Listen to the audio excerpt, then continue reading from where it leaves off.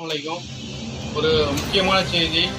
நெல்லை மாவட்டம் திருநெல்வேலியில் பேட்டைக்கு அடுத்து உள்ள வஉசி நகரில் இன்னைக்கு ஒரு 17 வயசு பையன் பாலியல் வன்கொடுமைக்கு ஒரு 3 பிள்ளைகளை ஆளாக்கியிருக்கான். இது எப்படி இந்த விஷயம் வெளியே தெரிஞ்சிச்சுன்னா, பிள்ளைங்களை நம்ம ஒரு குறிப்பிட்ட வயசுக்கு அப்புறம் அவங்கள தனியாக குளிக்க விடலாம். அதில் எந்த வகையான ஒரு தப்பு கிடையாது. ஆனால் இப்போ உள்ள காலகட்டத்தில் ஒரு பருவம் வர்றதுக்கு முன்னாடி நம்ம குளிக்க விடலாம்.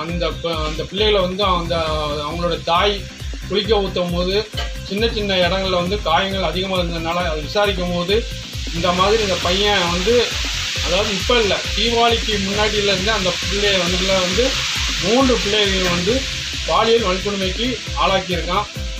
நான் சொல்கிறதில்ல நீங்கள் தப்பாக நினைக்கக்கூடாது. ஏன்னா ஒரு வயசு வர்றதுக்கு வரைக்கும் நம்ம பிள்ளைகள் தானே, நம்ம குளிக்க ஊற்றலாம்.